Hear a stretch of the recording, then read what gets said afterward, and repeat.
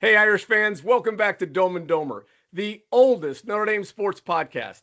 I'm your host, Mike Sullivan from the class of 1990, and joining me as always, my Dillon Hall roommate, Mike Brammer. Hey, Bram, we've got a special episode today and every Thursday. We're going to try to do a few different things here in our 20th anniversary season. And today we've got a really special guest. Tell everybody what's going on today. So in the house today is the infamous Johnny Kennedy from the Always Show. I love that. That intro is really good, Johnny. I don't know how you came up with that, but But anyways, it's goofy, man. It just came out one time being goofy, and before you know it, everybody wants it every time. That's how that happens. Yeah, I love it. That's a great way to start. You know, I will tell you, Johnny, we did a little analysis using AI saying, hey, what are the podcasts that are out there? What's the competition? How do they break down? And the analysis on you was, well, he likes to rant a little bit, whereas you guys are a little bit more conservative. So anyways, really quick, how did you give us the intro on how you got involved in podcasting? What got you into it? Are you a Notre Dame grad? I don't even know that. Not a Notre Dame grad, okay. Just a long-suffering, South suburban Chicago Irish Catholic. Right? like, so that's my story, the origin story there. And you know how it is. You're born into a Notre Dame family. Everything's built around Notre Dame. You know, the whole story that so many of us have, especially Subway alums, the whole thing, our whole lives revolve around the Notre Dame calendar. That was my childhood.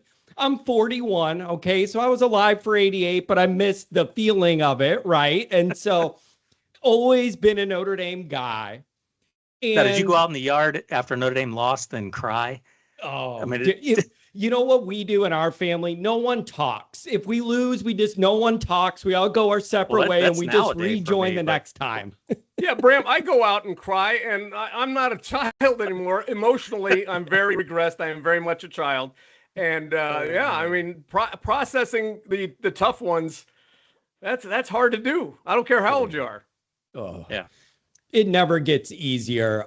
So when I was getting my graduate psychology degree, which should theoretically help with what we're talking about, processing Notre Dame football, by the way, I didn't realize how much I would use that degree in what I'm doing now. You know, I had this commute on the L train downtown Chicago for my grad school classes, and I got the old BlackBerry there about 17 years ago, and I'm saying, you know what I would really love on this commute? If I could just hear somebody talking about Notre Dame football. And I start looking around the rudimentary internet that there was back then on that fancy device I had. And there was only one show in America, one that had a podcast that no one knew what that phrase even meant. There was one show that gave me an hour a week of just people talking about the one thing I care about, and it was you guys. You were the first, you were the earliest, you were 15 years ahead of the curve, and I thought it was the coolest concept, and I was like, I would redo my phone hoping for the update, and you had the clever name that was like catchy. It all worked. And I remember thinking, man, I would love to do something like this, but I'm not tech savvy. I'm not up with I couldn't even conceive of how to put that together and record it and get it up somewhere live. And I just thought, what a cool thing. And it was you guys. And I remember the voices and and the frustration of some of what was going on with Notre Dame in that era. I remember all of this from you guys. So I stored that away. And then the internet becomes more of a thing. Podcasting becomes more of a thing. 2016 happened. And I just thought the team had better players than what the results were. And a few games into that year, I just lost it. I had a complete mental, emotional breakdown about all this. And I dug back into those psychology classes saying, sometimes all you got to do is get it out. And you'll feel better. Let it rip, get it out, talk it out, what you're going through. And so one day I decided to do that. And I unloaded on Brian Kelly and everything that was going on that year. And from grad school, I had the old handheld recorder for like recording the teacher talking or whatever. And I hit record, went off on a big rant, got it all out of my system, pounding on the desk. No video, just audio, and I'm pounding. And I just sent it to a few family and friends, and they all said, there is a lane here for somebody that does it like that. And you might want to think about trying to put that out to the public. And so middle of 2016 is when I got going, and it was audio only, poor quality, very rudimentary. I had no idea what I was doing. I started uploading those, and slowly it gained momentum, and other people saw it and heard it. Twitter became popular. I could put it there and find more Notre Dame people, and it grew. And then it turned into, if you're really going to maximize this, it can't be audio only. You got to do YouTube and get video going. That really started adding some fuel to it. And you just keep grinding and you keep growing and you keep meeting people. And then a writing opportunity comes, and then somebody else wants to work with you. And then it kind of grew from there. And I wanted to be the fan guy. There's all these other people that want to tell you they know what's going on. I'm going to talk to you. I know better than I'm telling you what's going on. I looked at that market and said, I'm going the other way. I want to do this just for the fans like me and have it be just for them to get out what they think and feel. And I will be that not buttoned down suit guy that wants to get out there with that. And that's my lane. And that turned into a radio show. And that turned into partnering with Goolsby and Derek Curry and Jared Clark on our paid website now. 3 former Notre Dame players breaking down the film and everything. That turned into writing for Sports Illustrated. And it just kind of snowballs. Here I am 10 years later, and I'm doing it full time from my basement now. Thanks to you guys. So this is a full circle moment for me, you guys. A full circle moment. Are we responsible for this? Oh my God. Well, first off, Johnny, congratulations on the success and what a great ride you're having. Send you guys the hate mail. Anybody that's sick of my voice and all the mannerisms and everything, send the hate mail to these guys, because you guys planted that seed 17 years ago. Well, I want to ask you, how you feeling? Is this helping with the venting and getting it out? Are you doing okay? Yeah, it is, man. I say this all the time, you guys, and I mean it. Life's hard. Everybody has stuff they're going through with family and whatever. Life's hard. I never feel as free as when I'm in this room and I hit record. And I mean that. Every other real world problem kind of goes on timeout. And you're in football zone, Notre Dame. It's very freeing, and it's healthy for somebody like me to have this outlet. I love it. That's a great story, and thanks for sharing that with us. Let's pivot a little bit, and let's talk about what's on everybody's mind, and that's the 2026 Irish. And as we've all heard, leave no doubt is the theme for the year. And so we want to start by asking you, what does that mean to you? For the Irish to leave no doubt, what do you need to see? It's a really, really good question, because it's really easy to throw out these catchy phrases and put it on Twitter, have a little, saying. Think about what leave no doubt means. So to me, I go a couple different ways with this. Number one is take the regular season. All of these games Notre Dame's going to be a double-digit favorite in. If you're leaving no doubt, play good in those games and win by a healthy margin. I'm not saying cover every one of those spreads, but win the games you're expected to win by a lot. And then in the 3 we're circling that should be tougher games, win those games. To me, you can't lose a regular season game and say you're leaving no doubt. If you lose a game, I have doubt. I can't make that compute. Yeah. If you're losing a regular season game, that instills doubt of what you're going to do if you make the playoffs. So I kind of feel that way too. 12 W's is, I'm not even all that concerned about margin of victory, right? Yeah. Game control and all that's important, but the crazies in our life want the game to start with Notre Dame being up 40-0, right? Yeah. The closest it's ever going to be is in the first quarter, right? Yeah. And so I don't care about a slow start or any of that. I want 12 W's. Bram, what does leave no doubt for you? I'm 100% right there. I maybe I'm given a little bit more leeway than you guys. I mean, if we were 11-1, okay, depends on what happened there. I wouldn't want it to be a loss to Miami at home, that's for sure. But that is the one game that's probably got us at least a little bit concerned going in. I mean, nobody knows what we got this year until you start playing football games. And about the third game, you pretty much know where everybody's at. But yeah, I think that the doubt for us in the past has been these games where we just don't get off, and it's been early for Freeman. For whatever reason, I don't know why. Maybe it's just bad luck, but he's had some slip ups early in the season, and you just would hate to see that this year, right? And so for leave no doubt in a big way for me is he's starting out 3-0. Let's get going, let's go and get out ahead of it instead of falling behind early with a inexplicable loss. Yeah, you don't have the margin. When you're Notre Dame and you're independent, you don't have the margin to lose those games because you put yourself against the playoff wall right away, and it's just hard to dig out of that. But like Mike, you said, I wouldn't want to go 11-1 and lose to Miami or whatever. But if you're losing to a team that you're a lot better than, that's not leaving no doubt either. So that's where I get backed into a corner. If you lose another dumb one in September, there's more doubt. Like if you lose to Miami, then you're going to have the doubt of, can we beat the best team? So like, it's a saying, it's a phrase, but if you really want to leave no doubt, win these games. Yeah, I'm 100% with you all the way. I feel like the roster is better than everybody on the schedule. Maybe Miami, you could split hairs and have that conversation, right? But I see it that way too.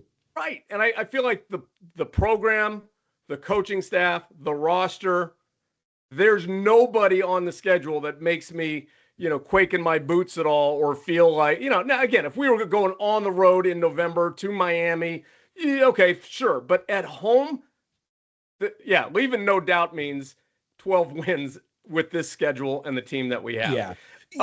So Johnny, let me ask you this. We both just kind of said, hey, 12-0 is the standard, right? That's what we are expecting.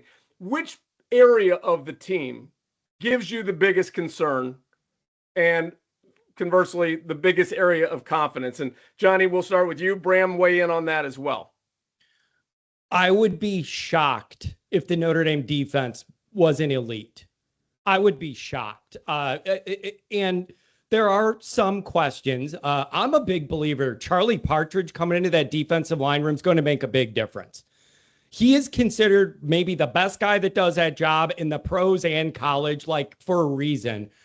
They have more depth than they've had there since you guys have been doing this 20 years. I'm safe to say, I think they have more depth and rotational talent you could plug in there on any given series than we've seen. I feel really good about the defense. Although I thought that going into the beginning of last year, and there were issues. So I'm hoping Ash has figured all that out, knows his personnel is much more comfortable. You do have new position coaches, though, at every layer of the defense, but you have the main part back. Your coordinator's back. A lot of that defensive talent returns. I feel best there. Offensively, I have a lot of hope, but there's a lot of moving parts. They just be honest. You have Carr coming back, which is a big benefit Freeman hasn't had yet, a returning quarterback, and not have that whole circus. But everywhere else, you do have a lot of moving parts. The O-line still trying to figure out what they want to do. Wide receiver seems to be something we have a question every single August, no matter where we think we're at. New running back situation, and then your tight ends and how that's going to work out. So I have a lot of optimism, but that's a lot of moving pieces offensively to come together. I do think the schedule helps, though. You don't have a Miami or an A&M roster early. You should not have to be perfect or near perfect to get a win while you're figuring your way through this. So all the moving parts gives me a little anxiety offensively, but defense, I'd be shocked if they weren't real good. Yeah, I'm right with you there. I think the defense, we oftentimes talk about Jeremiah Love and Price being generational. Leonard Moore kind of for me falls into that category. I mean, he is just a ridiculous lockdown guy. And think about that. You're Wisconsin going up against us, and you're almost you've got one side of the field that you can work with, in terms of throwing the football. So that for me is just a huge luxury to have a guy like that And as good as we are on defense, man, having a guy like that, uh, uh, obviously the linebackers are elite. We've got studs all the way through. Could be arguably the best linebacker core in the nation. Um, but yeah, so the defense is for me where we're most solid. I feel most confident about that, and that's a great spot to be in when you're chasing a championship. Offensively, I do think the offensive line is a bit of a question mark. And although there's a lot of talent there, we got guys moving around right now. We're not all the way there yet. And not only that, I just think that it takes a couple games, to really get in the flow of things where the offense is gelling like a group, a unit. Sometimes that takes a game or two, and so with us in the newcomers in the backfield, although I do think Anais Williams is underrated. I think he's going to end up being really damn good for us. But anyways, there are some question marks there, and just even with that and the backfield and the offensive line could be a little bit of hiccup here and there early to start. On the defensive side of things, it almost makes me a little uncomfortable how universally everybody's like, this is an elite defense. And I believe that as well. What I love about it is I think we have multiple guys that offenses have to game plan around. Like, you better go into the game with, all right, how are we going to attack Notre Dame and stay away from Leonard Moore? How are we going to handle Boubacar Traore? I think we've got multiple guys at various levels of the defense that offenses have to have a plan for, or it's going to be a very long day for them. And then the other part of the defense that I love is the depth. Johnny, you touched upon that. The interior line depth is huge to be able to run fresh bodies, big bodies out there.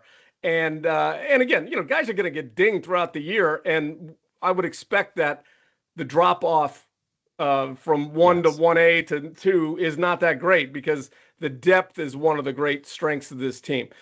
Question marks are, how is Christian Gray going to be at slot corner? He's played a lot of good football for us and made a lot of good plays, but he's also been exposed from time to time. So what does that look like? And then how do we settle in at field corner then? But I think there's lots of elite talent and lots of depth. My take on the offensive side of things is the offensive line is always the key, right? How they play will determine how great of a season we really have. But I'm not uncomfortable with the fact that, all right, well, which 5 is it going to be? I love that part of the equation here, because that tells me there's great competition. And it's not like sometimes we haven't named a starter yet because everybody is, average. I don't think that's what we're dealing with. We haven't named the final 5 because I think there's great competition. Now, again, we sit here with the fans' perspective. I'm not at practice. None of us are at practice. But that is the sense that you get from, hearing the press conferences, watching the recruiting, seeing the development. And let's not forget, we've played at a very high level the last 2 seasons. So I start with, questions, but I have confidence because of what I've seen over the last 2 years. Yeah, I think I'm with you. One note on each thing you said here, real quick. Mike Brammer, I got to be careful which Mike here. When I just say Mike, Sully, that's going to get confusing. Yeah. So Brammer said, Leonard Moore, no fly zone. He's an top NFL pick. Don't go near him, whatever. That makes that McKinney-Sanders battle for that other corner exactly spot. Right. And if you're going to have Christian Gray be your nickel, those guys are going to ultimately determine this, because Leonard Moore's almost so good, he's not going to get a ton of chances to break up balls and intercept passes because people are not stupid enough to throw it his way 15 times. So whoever wins that McKinney-Sanders battle away from Leonard Moore at corner, and if Gray could be more comfortable and stay healthier and in a good mind space for nickel, then you have an absolute no-fly zone, because you love what you have at safety with the safeties, and then you have Leonard Moore. So I'm focused on those 3 guys in that secondary and where they're going to be at. And then offensively with the line, the Jagasaw thing is a nightmare. Okay, it is a nightmare. He may be the most physically gifted guy in that whole room, and we're on surgery 5 on a freak weird thing. It is horrible, okay? I liked what they had cooking with Augustine early in camp, fighting for the right guard spot with Apsher. And even if he lost it, he's cross-trained enough. He would be the first guy in at multiple positions should you have another injury. I loved that flexibility, but with the broken foot, you no longer have that. So you don't have as much wiggle room now. And Rudolph's a tinker with different guys, cross-training and all that, probably because of the injury things we've had. You've had to slot guys in. I'm on the record with this. There's something that feels to me they want somebody to beat out Apsher. Augustine was on the track to try and do it, and now I hear if Craig's healthy enough to go, he maybe go over there and leave Otting at center. I get a sense there's something there that they don't love, and they're trying to maybe see what they could do. And now we're seeing Styles Prescott's name being thrown out there in the mix. I think Ashton Craig is a complete stud. I'd love to see him stay healthy and slide to right guard. I think that'd be the best five. Yeah. And then you have like Knapp he's just a masher, guards his natural spot. That's where he's going to be in the NFL. That is beautiful. And I love Will Black, and I'm hearing this is what Alt looked like when he was, that's dangerous. Okay, that's dangerous. And I'm still mad he ended up with Harbaugh, by the way. But so I love what you have with Will Black. It's just, he's a first-time starter protecting CJ Carr's blind side. And it's like, you could be good 99 out of 100. That one, you can't fall for a move, and Carr's getting suplexed, and the whole year's ruined. Well, see, this is where I come back to trust. Like, these guys got way more invested than we do, and if they just automatically anointed him left tackle, it's for a reason. And so I just kind of plug into trust and faith in the system. I like that. You're making me feel, you're lowering my blood pressure. I like that angle. Thank you. So, like, there's just some of these things. Here's what I see. We're all so invested in Notre Dame and our whole ecosystem. Every team's got questions they have, and some loose ends and some roles to fill. Everybody's going through this. Notre Dame doesn't have near as many of these major concerns you used to have. Yeah, and so you're in a better spot. So a couple areas we didn't even talk about, units. I think we probably have the best safeties in the country, and we got crazy good safeties, right? Maybe two All-American candidate guys, Johnson and Schuler, are complete studs, and the guys behind them are significant contributors. The other area we didn't talk about, special teams, has been a huge, huge strength for us in the Freeman era especially. And when you look at all these guys like the O'Brien kid at safety or Talich or so many of these guys that aren't necessarily going to break through, they're game changers on special teams. And that's another area that's going to be a real asset for the team. Yeah, the Freeman teams have been elite at a lot of the special team stuff, other than the one of like just kicking the ball through the uprights. Now, why'd you have to bring that up? Well, it cracks me up because they're elite in every other measurement of special teams, other than the one of kicking the extra point.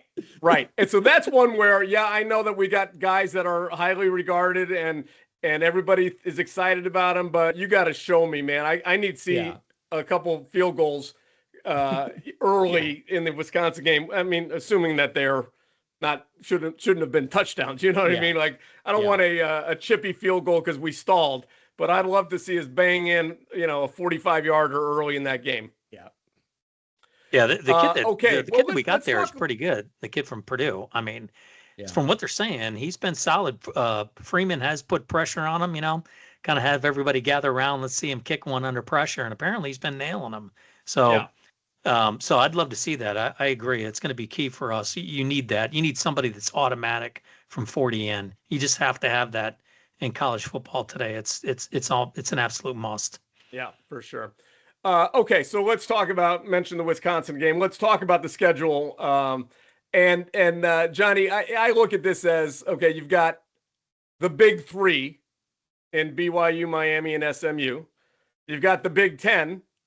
We got ACC folks. I know SMU's in the ACC, so is Miami, but the rest of the ACC. And then you've got a couple AAC teams. So let's start with the big three games and how we see those three matchups.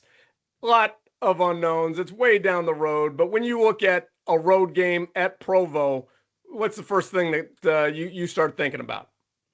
This is very interesting. Here's what I've been saying about this BYU game. It's going to be a tough night, like a tough environment, but in a different way than playing Miami. It isn't that I believe BYU has an elite athletic roster. It's just the totality of the dynamics there that are going to be tough. You're on the road at your place. The tickets are going for like 20 grand each, I'm seeing online. They think we ducked them because we didn't want to go win a Pop-Tart last year. And so they think we're scared of them. You also have a quarterback that I think thought he was going to be wearing a gold helmet, and Notre Dame kind of pivoted. Their quarterback thought he was maybe going to be here. So he's got a chip on his shoulder. They have a coach. Sataki is the perfect BYU fit, gets the culture, gets the whole thing, like family. He totally gets it. It is a real upsetty kind of program. Like if you don't, they're never going to quit. They're going to play hard every snap, that whole grind it out thing. You're going to get their best shot for all of those reasons. So that game's going to be tough, but not because their roster's elite, but the totality of the situation. It's also a big moment for Notre Dame because you got 6 games before that where you're going to be a double-digit favorite, and then that's your first big test, and you can't fail your first big test. So that's a big one for what it is. Miami's totally Miami. Agree. Yeah. Like, I mean, I think... Do you get what I mean by that? 100%. All the intangibles favor them. There's no question about it. But I really, again, rose-colored glasses perhaps, I believe in the Freeman culture navigating those things. And, I maybe you couldn't say that about previous eras of Notre Dame football, but I truly believe that we're going into that environment, with razor's edge, ready to go, and I think we're going to handle it. But I think it's going to be a tight game and probably a top 10 matchup, which is what we're going to need to continue sort of that momentum in the national. Not that the national narrative means as much as it used to, but that's how I see that. Another top 10 game is obviously November 7th in South Bend. Bram, you're coming up for that. I know you're not going to be in South Florida watching that one on TV. You got to come up for that one. You got that right. Well, look, there's, I think that, and Johnny mentioned this and hit it on the head, but there's elite athletes on that team. There's no doubt about it. Cristobal has done a really good job. Yeah, I mean, he's done a good job of recruiting, and he's done a good job actually in the transfer portal as well. So I'm not as big of a fan as Cristobal from a head coaching standpoint in terms of in-game situation, but from a program standpoint, you got to give him credit for what he's done. And he does have some elite guys that are definitely going to cause some problems. But I think just that game being in November, I just can't see that happening where they come in and steal a game from us in South Bend in hopefully 2 inches of snow. Here's the other part of it, though. The other part of it, though, is both teams need to do their part to make this moment what we're envisioning it being. Yeah. Do you get what I'm saying? To me, when I look at both those schedules, neither one of those teams should lose a game until we match up November 7th. So when you get further down the schedule, I always mention it. Both teams got to make sure this dynamic is what it is. And that buildup that we're envisioning happens. So that's a piece of it too. But they should both be undefeated if we're being honest. I totally agree. It's going to be, probably one of those Notre Dame moments, right? And looking forward to that for sure. I think a sleeper big game is SMU. As I look at SMU's schedule, there's a couple tweener games in there, but they could easily come in here with one loss or no. They don't play Miami. They don't play Clemson. And if they could handle the middlings in the ACC, they could come in here undefeated, top 15, top 10 kind of game. They got Clemson. They do got Clemson, but yeah. I don't think Are they even an elite program anymore? I don't know what Dabo's doing. They're on the slide, man. I don't know if I buy into them anymore. That they're making me, Dabo's making me nervous. Get modern, buddy. You're like, why can't I get the elite recruiting class anymore? I don't know. You went up there and told everybody you didn't want them to give money. What did you think was going to happen? Yeah, if we had a Brian Kelly 2.0, there could definitely be a Dabo 2.0 as well. I mean, he's totally capable of bringing it together. That's So, true. Yeah, and he has you brought in don't win transfers this. 2 national championships and then just get stupid. No, no, he wasn't transferring early on, but I think just recently he took some transfers in. So he's kind of corrected that. They're going to be good again. Clemson's going to be good. They're getting no respect right now. They're not even in the top 25.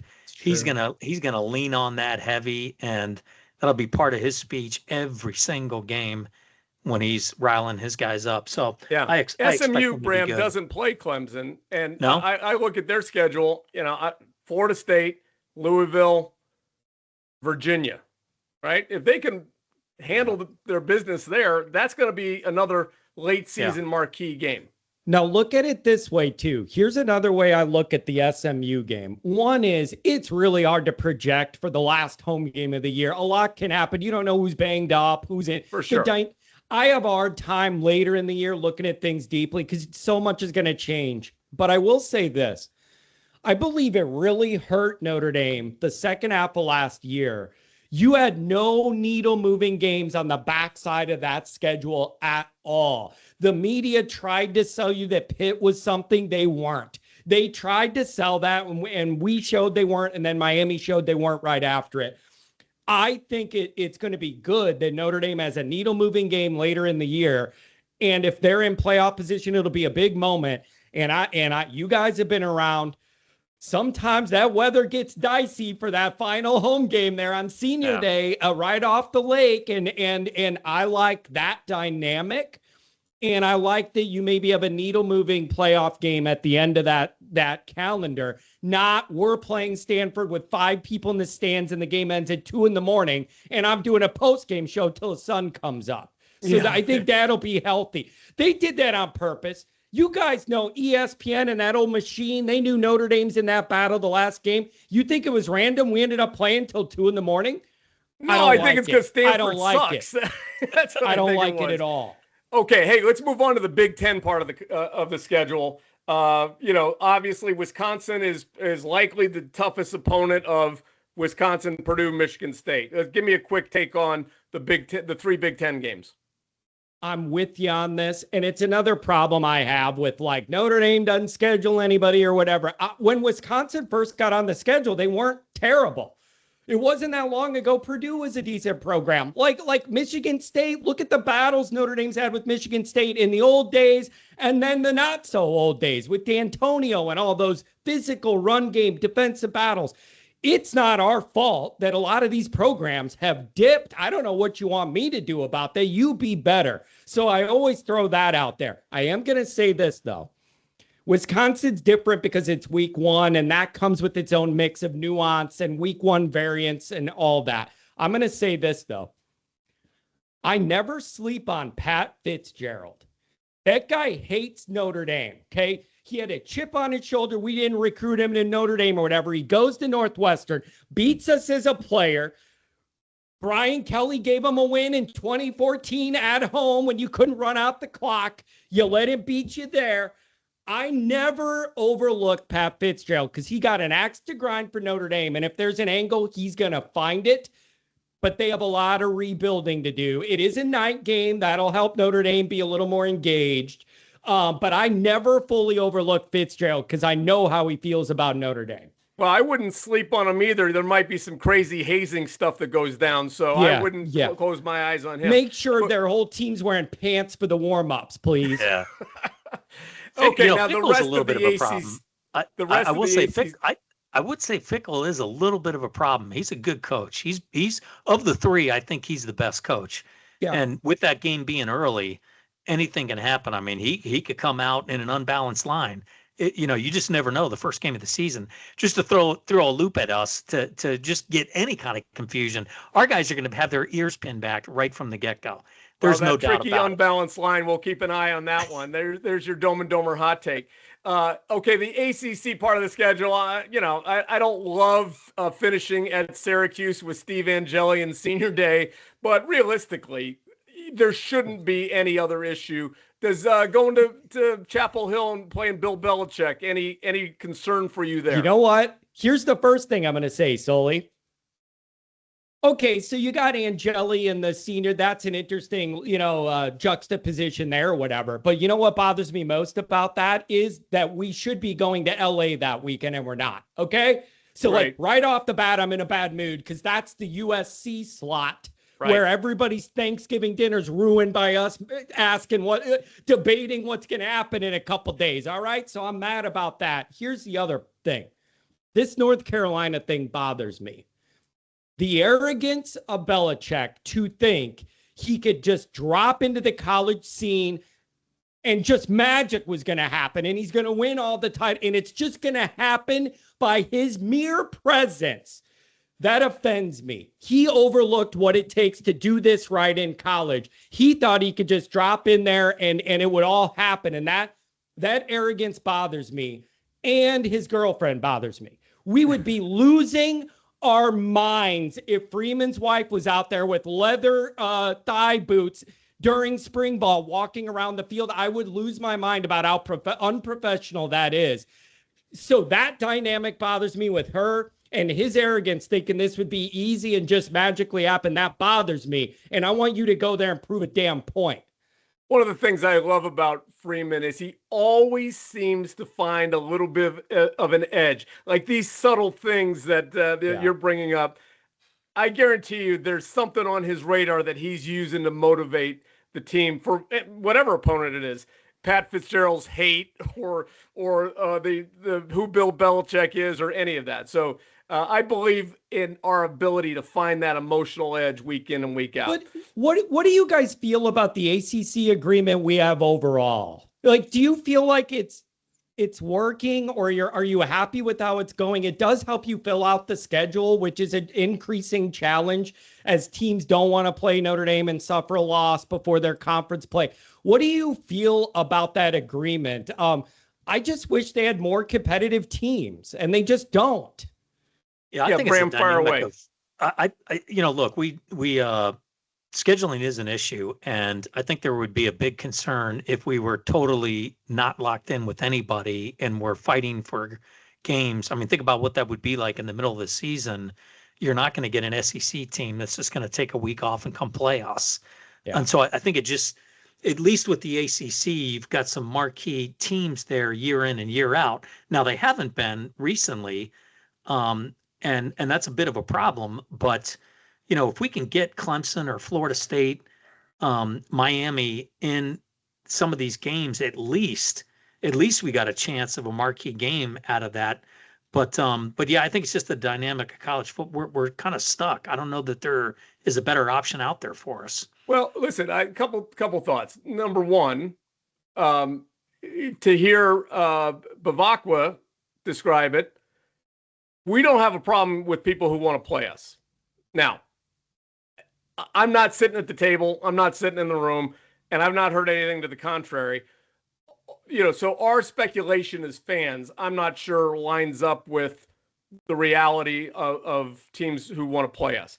But I do like the idea of the ACC arrangement because I like having a home for men's and women's basketball and all the other sports. That makes a lot of sense. I like the direction we're going, which is a heavier rotation of Miami and Florida State. We have a side deal with Clemson, right, to try to boost that. And so I think, the biggest point is, hey, what other arrangement is going to allow us to have something reasonable for the other sports as well? So I'm okay with it as long as it continues to go down the path of strengthening and seeing a better rotation of the better schools. I don't need to see, Wake Forest ever again. You know what I mean? Yeah. Yeah. And I think what you could do now is, and I think Babak was doing this, you tread water, you're in the ACC deal, it's okay. And then let's see what the next version of the playoff looks like. If they double that field and expand it, maybe more Big Ten SEC teams that move the needle will feel like they can play Notre Dame and not have it knock them out of the playoff. Maybe that will keep Texas on the schedule. Alabama's coming on the schedule. Maybe Auburn. Yeah, maybe that will eliminate some of their hesitation to want to play Notre Dame. So that's what you do now. You tread water now. You win the games and whatever. And then you see what happens with that next playoff. And maybe that eliminates some of your scheduling worries to begin with. Yeah, I think at a minimum it's going to be 16, but likely 24. And agree, that changes the dynamic on all of it. Okay, of course we've got Rice and we've got Navy. The thing about Navy, that there's a lot of things about the Navy series that drive people crazy. Here's what drives me crazy the most: a 10-2, 11-1 Navy that is in a virtual tie for the AAC. Like on mathematics, they miss out on the ACC championship. Nobody ever talks about Navy as the group of 5 representative in the playoffs. That could absolutely happen, right? But you get no credit for playing Navy. But I guarantee you there's not one coach out there that says, yeah, I'd love to draw Navy in the first round of the playoffs. Navy, I've always said this. Playing Navy, it's a no-win situation for Notre Dame. And when I say that, it's like, but don't you remember about the war and like all the, and I'm like, no, that is separate. Like that is separate than the actual practical reality. The backstory and all that is separate. Here's what I mean. When there's a good Navy team and then Notre Dame beats them, it's like, well, it was just Navy. But if you lose to Navy, you'll get ridiculed forever. So like you never really end up on the winning side of that, because even a good Navy team Notre Dame beats, it's like, well, it's just Navy. So they never give full credit. And then we never really do either. I think what does help is getting rid of the cut blocking and some of the old stuff they used to be able to do really does help, because I used to worry about that game the next week when you're recovering from weird blocking stuff that you usually don't deal with. Sometimes there was a little physical hangover. That's kind of changed. And then what I do like Navy for, though, is it's always a test of your discipline. It's a good gauge of where these guys are at, of your assignments and knowing what head you got and being in what gap and the fullback dive and all the goofy stuff. It's a good measurement of that. I love the history of it, but it's usually one of my least favorite games to actually watch just because of the frustrating way they do it. Yep. Okay. Hey, we're going to wrap things up there. Johnny, thank you so much for your time and the conversation. Hey, do us a favor and ask the Dome and Domer audience, tell them how important it is to like and subscribe. It's the lifeblood of what we do, and you just want to keep growing. So like and subscribe here. Go over to Always Irish on YouTube. If you're into the Patreon and you want the all 22 film breakdowns with Goolsby and Clark and Derek Curry, we have all that over there. ND26 is a promo code, half off for the first month. See if you like it. But man, it makes a huge difference. Most people that watch YouTube videos don't subscribe, don't give it a thumbs up. They just watch it. That all tells YouTube people like what these people are doing and put it in front of more people. So they should be doing that on your stuff and all of our stuff too. All right. Awesome. I love it. Thanks, Johnny. Okay. Bram, last thoughts. No, I'm good. I really appreciate you coming on, Johnny. This is great stuff. Keep doing what you're doing. It's awesome. I love watching it. You guys get after it. Keep it up, and best of luck to you. I appreciate that. We're going to leave no doubt in our podcasting this year. That's for sure. And again, thank you guys. You really did. You were the first ones that put this seed in my head literally about 17 years ago. And it was always something there. So I appreciate you guys kind of sparking this. And for better or worse, I'm blaming you guys for this happening. Okay, Johnny, we'd love to have you back on the show later in the season. Until then, for John Kennedy and Mike Brammer, I'm Mike Sullivan. We'll see you next time on Dome and Domer. Go Irish.